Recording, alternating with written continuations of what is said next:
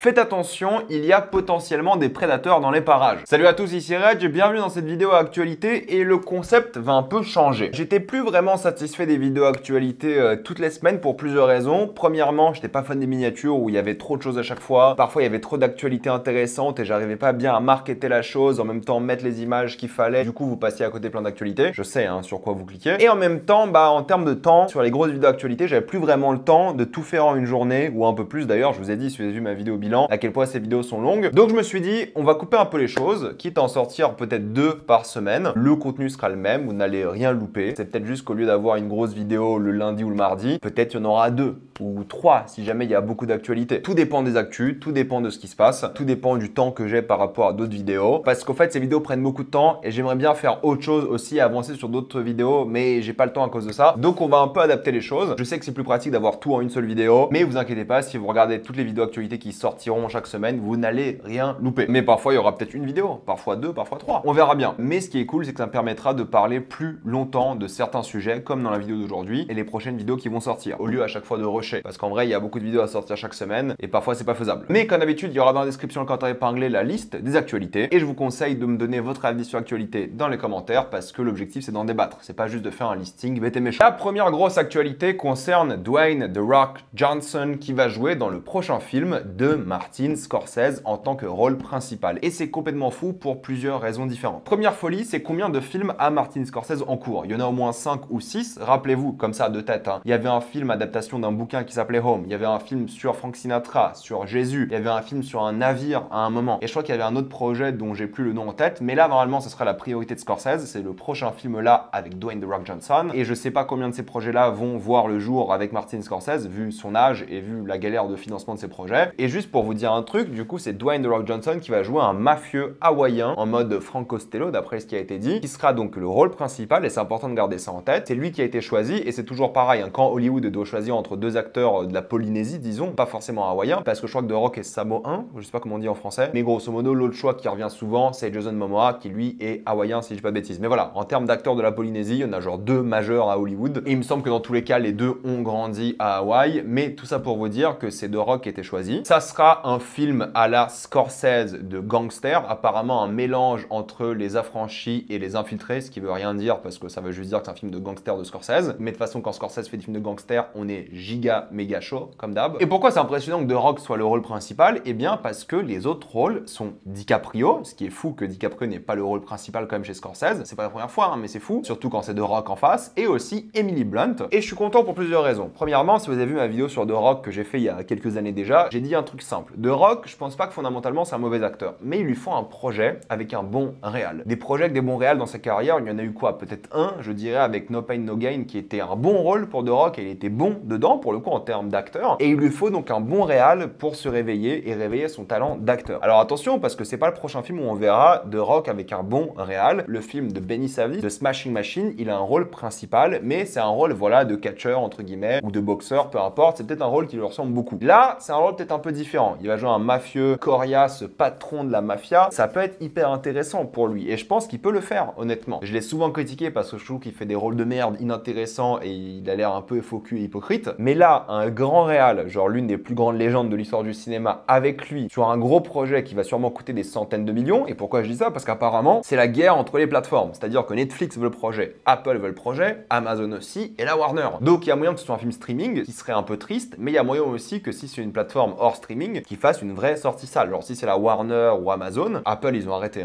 pour rappel, Netflix ils ont jamais fait. Il y a moyen que ce soit une vraie sortie salle, et là, ça me donne envie. Donc j'ai hâte de voir ce que ça va donner. Je suis très curieux de voir comment il va gérer ça, et je fais confiance à Scorsese, je fais confiance à The Rock sur le projet, parce que si Scorsese l'a choisi, je pense que c'est pas pour rien, et visiblement c'est un rôle principal. Alors les choses peuvent changer, je pense que le scénario est pas encore totalement écrit, donc peut-être il sera rétrogradé, on n'en sait rien, mais si c'est un film sur la mafia hawaïenne, ça sera sûrement lui, et j'ai hâte de voir ce que ça va être. Ça me hype, en plus on voit rarement des films sur la mafia hawaïenne, et la mafia de la Polynésie de manière générale, il y en a forcément, donc pourquoi pas, ça donne envie. Contrairement aux autres projets de Scorsese, j'espère que le tournage va commencer bientôt, tout simplement pour qu'on ait un projet de Scorsese confirmé, vu tous les autres qui sont en cours, mais là, vu le star talent, je pense que ça va le faire. J'espère juste que ça va sortir sortir au cinéma, s'il vous plaît. Quelques autres actualités, c'est Ethan Hawke qui répond aux propos de sa fille. Rappelez-vous, la semaine dernière, sa fille avait dit que beaucoup des rôles qui sont choisis par rapport au nombre de followers Instagram, et ça a rendu un peu foudrage la fille de Maya Hawke. Mais Ethan Hawke a dit que c'est complètement fou, parce que du coup, on a une génération d'acteurs qui deviennent acteurs grâce à leur nombre de followers Instagram, et qui sont pas donc des vrais acteurs entraînés de théâtre ou autre. Ils sont là pas forcément grâce à leur talent, et du coup, le CV n'a plus d'importance. C'est lui qui dit ça. C'est le nombre de followers qui a l'importance plus que le vrai talent. Ça veut pas dire que les gens peuvent pas avoir de talent, mais il dit que du coup, ça change toute la mécanique. Maintenant, les acteurs, ils veulent percer en ligne avant de percer au théâtre. Ils veulent avoir des abdos et aller à la salle pour être beau sur Instagram avant de s'entraîner et d'apprendre via le théâtre, via l'art de l'acting de manière générale. Et il dit que ça crée un vrai souci et que c'est complètement fou de choisir des gens comme ça. Et ça lui est arrivé. Il a même dit, moi, il y a des gens, ils sont venus me voir, voilà, ça sera tel rôle pour telle personne. Et le mec lui a dit, on l'a choisi parce qu'il y avait X millions de followers Instagram. Et il a dit que c'est pas possible. Donc, je comprends la frustration de ces acteurs, entre guillemets, presque old school, parce qu'à l'époque, il n'y avait pas les réseaux. Et il fallait percer qu'avec le talent et networking et tout, bien sûr. Mais le monde a changé, c'est ce qu'il dit. Et il est un peu déçu que le monde a changé par rapport à ses stats plutôt que par rapport au talent brut. Mais évidemment, il a 100% raison. C'est pour ça que vous voyez aussi des influenceurs français jouer dans des séries. Ils n'ont pas de talent en soi par rapport à l'acting. Je dis pas qu'ils sont mauvais dans les œuvres en soi, on n'en sait rien. Ils peuvent faire de bonnes choses, mais ils ont été choisis non pas pour leur talent, non pas pour leur expérience, mais parce qu'ils ont des influenceurs. Et il y en a plein, des hommes, des femmes. J'ai vu passer sur TikTok une série avec une influenceuse. Je sais pas si elle a du talent d'actrice, mais j'ai déjà vu des gens comme Just Riyad et tout. C'est pas des acteurs à la base. Je peux comprendre la frustration des acteurs en devenir, qui veulent vraiment devenir acteurs, qui n'ont pas beaucoup d'abonnés Instagram, et en même temps les anciens qui doivent jouer avec des non-professionnels, dans des productions professionnelles, ce qui fait un peu chier aussi. C'est normal. Nicole Kidman a battu un record la concernant. Il y a plus d'une décennie, elle avait promis de jouer pour une femme réalisatrice tous les 18 mois. Vous le savez, Nicole Kidman, super productive, elle fait beaucoup de films chaque année, et elle a battu son record, mais de loin. En 8 ans, elle a joué pour 19 femmes. Rendez-vous compte de ça. Alors ça inclut tous les projets, hein. Films, séries et tout, mais elle a joué quand même pour 19 femmes, alors qu'elle voulait faire une femme tous les 1 an et demi. Donc bravo à elle. En fait, c'est pour ça qu'il utilise aussi sa popularité, c'est pour donner des chances à des femmes, et ça me fait penser à toutes ces femmes à l'époque, vous savez, je vais cibler Nathalie Portman parce que c'est elle qui me vient en tête, mais Nathalie Portman c'était plein qu'il n'y avait pas assez de femmes réalisatrices, mais elle, avec sa boîte de production, n'a jamais embauché une femme réalisatrice, corrigez-moi si j'ai tort sur ça, mais surtout qu'elle n'a quasiment jamais joué pour une femme réalisatrice. Alors que là, Nicole Kidman, elle a prouvé à tout le monde, ok, je suis célèbre, j'ai joué pour 19 femmes en 8 ans. Donc elle a fait financer des films grâce à son star talent pour des femmes. Et c'est pour ça qu'elle fait son travail. Elle avait dit ça il y a quelques mois aussi, et je vous en avais parlé. Angela Bassett est déçue de ne pas avoir gagné l'Oscar pour Black Panther 2. Rappelez-vous, hein, c'est Jamie Lee Curtis qui l'avait gagné, et moi je vais vous dire un truc, aucune des deux ne le méritait. Angela Bassett était bien dans Black Panther, mais c'était pas une performance à Oscar de une. Jamie Lee Curtis, c'était un Oscar de carrière plus qu'autre chose, même si je l'aime bien dans le film, mais les autres étaient toutes meilleures pour le coup, je trouve, dont ma préférée était Kerry Condon, qui aurait dû gagner pour Banshees of Inisherin, elle ne l'a pas fait. Donc c'est décevant évidemment, mais Angela Bassett qui soit déçue, c'est un sentiment tout à fait recevable, mais soyons honnêtes, c'est pas elle qui méritait des 5. Ça aurait été un braquage si elle avait gagné aussi. Pour moi, Jamie Lee Curtis et Angela Bassett ne méritaient pas, les trois autres, oui. Une bande-annonce concernant Freaky Tales, un film avec 4 histoires interconnectées qui sortira en avril aux États-Unis, pas de date chez nous. Ça a l'air pas mal, honnêtement, j'ai pas grand chose à vous dire dessus. Ça a l'air d'être un film un peu à la sauce frère Cohen, donc pourquoi pas, on verra s'il sort un jour chez nous. Et il y a aussi la première réalisation de Michael Shannon, l'acteur, qui raconte l'histoire d'une femme qui doit vivre avec les conséquences de son fils qui a tué plusieurs élèves lors d'une fusillade à l'école. C'est pas un film sur la fusillade, c'est un film sur ce qui s'est passé après. Ça a l'air un peu pénible, genre la bande-annonce moi m'a un peu fait chier, je dois vous admettre, mais qui sait, bénéfice du doute, ça peut être très bien. Quelques news Apple TV+,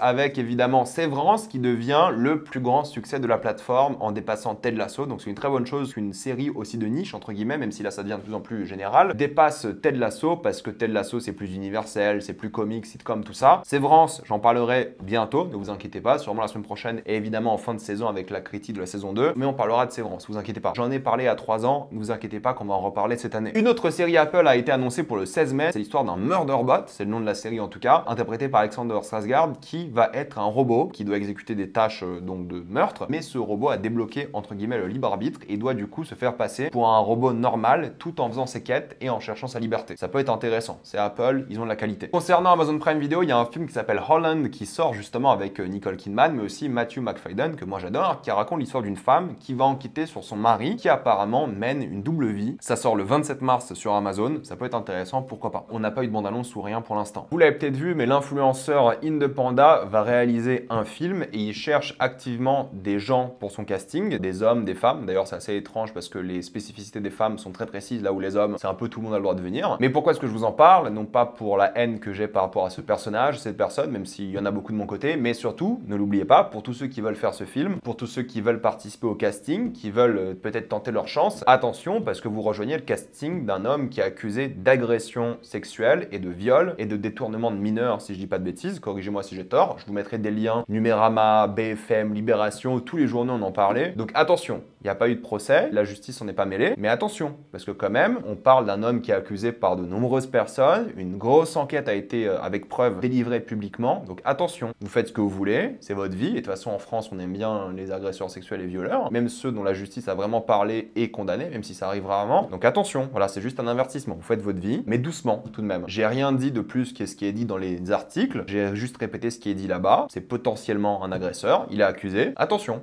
voilà, il suffit de taper Independent dans Google et vous allez tomber dessus, ou Victor Bonnefoy, son vrai nom. Donc attention à vous encore une fois. Pour les sorties de la semaine, il faut savoir que ce vendredi c'est les Césars, j'en ferai un live évidemment pour réagir à la cérémonie en direct, que je ne peux pas diffuser mais j'en parlerai, et c'est aussi le week-end des Oscars, et pareil, là j'en parlerai en direct, toute la nuit de dimanche à lundi. On sera sur Twitch et sur la chaîne secondaire évidemment. Ensuite, en concernant les films, je vais en voir plein cette semaine au cinéma, avec A Real Pain évidemment, que j'ai hâte de voir, j'en parlerai en vidéo, peut-être pas critique mais en vidéo peut-être multiple, à voir, mais j'en parlerai cette semaine. Pareil pour Queer, que j'ai très hâte de voir, et Creation of the Gods partie 2, on parlera de tous ces films normalement ce week-end. Et il y a aussi la ressortie du film, mais cette fois-ci en 4K, le premier film de Guillermo del Toro qui s'appelle Chronos, donc si vous l'avez pas vu, essayez l'expérience, ça sortira au cinéma et moi j'irai le voir aussi en salle. Voilà, le concept a un peu changé, il y aura d'autres actualités cette semaine, peut-être il y aura 3 vidéos cette semaine pour le coup, parce que je tente ce concept, ça sera mieux je pense pour moi et pour vous, comme ça on peut détailler un peu plus, et moi ça me donne le temps de bosser d'autres vidéos et avancer sur plein de projets, surtout quand il y a des grosses semaines d'actualité comme cette semaine-là. Vous voyez la vidéo elle fait quoi, elle a 12, 13, 14 minutes, croyez-moi que la vidéo actualité de cette semaine aurait pu faire genre 30-35 minutes et c'est pas possible de tout sortir d'un coup. Donc j'espère que ça va vous plaire et j'essaierai de voir comment m'adapter le mieux possible aussi à vos attentes. Mettez-moi dans les commentaires ce que vous avez pensé de toutes ces actualités, êtes-vous d'accord, pas d'accord. Pensez à vous abonner à la chaîne pour voir les prochaines vidéos, mettez un j'aime, ça aide beaucoup la chaîne. Suivez-moi sur tous mes réseaux pour plus de formats courts ou des lives et moi je vous dis à la prochaine fois.